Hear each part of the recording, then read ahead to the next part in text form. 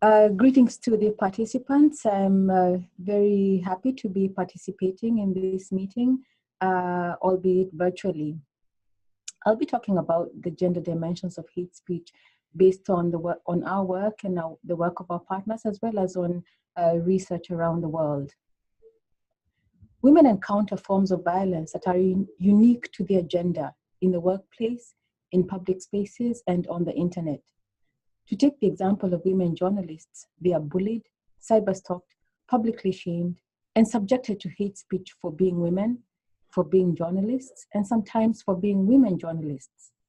This is a conclusion that was reached by WACC's partner, the Association of Women in Media in Kenya, following media monitoring research on tweets and comments by online audiences about 2 years ago. The media content studied spanned a continuum of violence from harassment of individual women to hate or attacks of women as a group.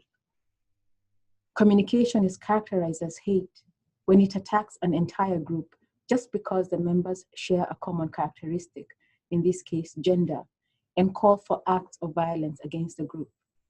To borrow a definition, hate speech is public expression that attacks a person or group based on a common identity, such as gender, ethnic origin, race, disability, and sexuality.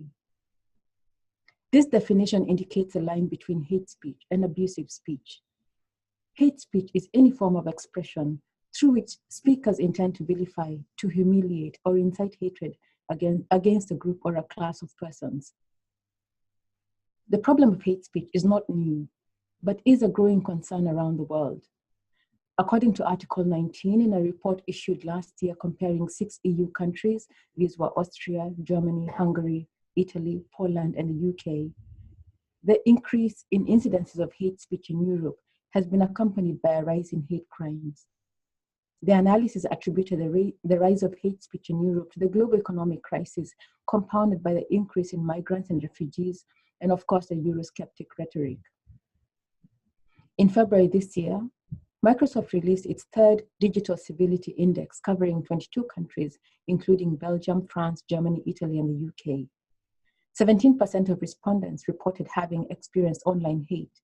And in the first year of the study, just 3 years ago, 16% of respondents had experienced online hate.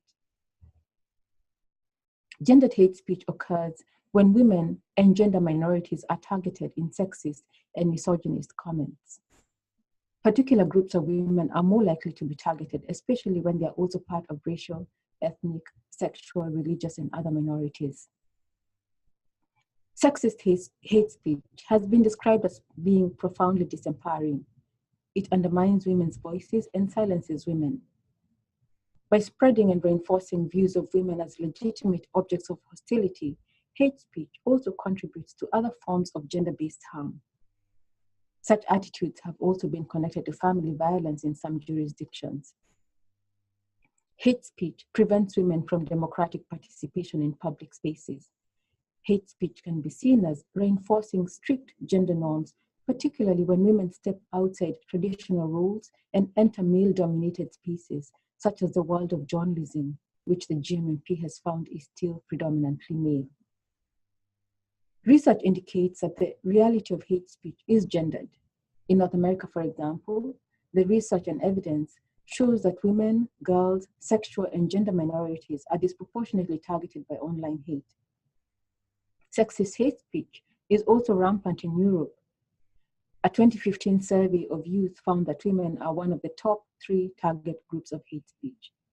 Yet, while hate speech laws exist in many jurisdictions, gendered hate speech is not covered despite the harm it causes.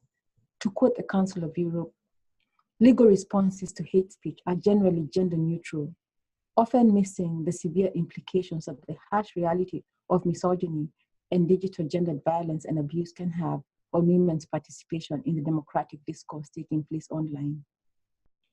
In view of the growing concern about hate speech, revisions to the methodology and data collection instruments for the 2020 edition of the Global Media Monitoring Project will consider introducing a new indicator to measure sexist online hate speech and to carry out cross-regional comparisons. This is evidence that would be helpful to support advocacy for the recognition of the gender dimension in hate speech policy and legislation globally and across countries. Thank you.